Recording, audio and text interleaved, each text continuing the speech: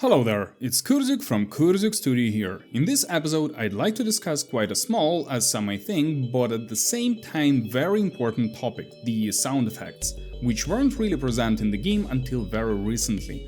The episode will be relatively short. Also, your support means a lot, so if you can hit the thumbs up and subscribe buttons, that would really help to spread the word about the game. As I mentioned in the beginning, I'd like to speak about the sound effects. This was sitting in the backlog for quite a while, as I always kept in mind that it's quite straightforward to implement. Though, despite being so easy in implementation, sound effects add a lot to the game.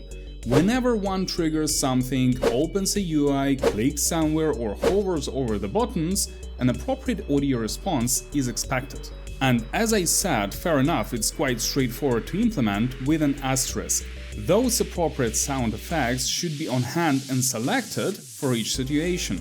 I got an SFX package to use for it, and guys, I can tell you that the process of selecting the sounds is a process on its own. Honestly, that was something I disregarded with thoughts like, future me will manage, what is there to worry about? You know who I think could handle a problem like that? Who? Future Ted and future Marshall? Well, you can imagine the frustration overpassed me recently when I was sitting and selecting sounds from quite a huge library. But it's not all, as shortly after I started, I realized that this super cool library doesn't have everything I need. At first, I thought to just get another library, but then, after some contemplation, I decided that I can make the effects myself. The microphone was literally in front of me, and I just had to figure out how to approach it. Also, given the fact that I also have Serum, sound creation becomes way easier, as this tool alone has tons of capabilities.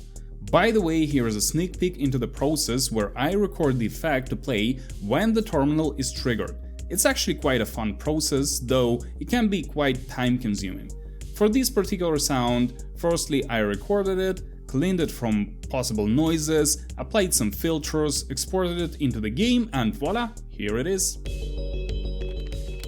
So, at the end of the day, I decided to stick to this approach. Some effects will be crafted by me, and some will come from the library whenever possible, but with an asterisk again. If I won't be completely satisfied with the sound, I can always craft it on my end.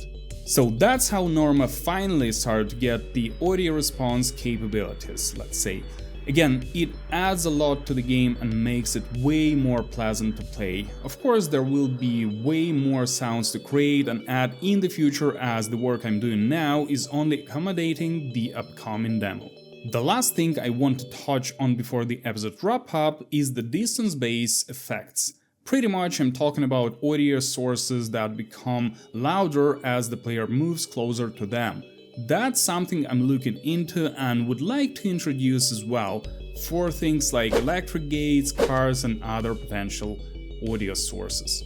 As promised, this episode is quite short, so that's really it for this video. Have a very nice day, night or whichever time of the day it is for you now, and see you in the next one. Bye bye.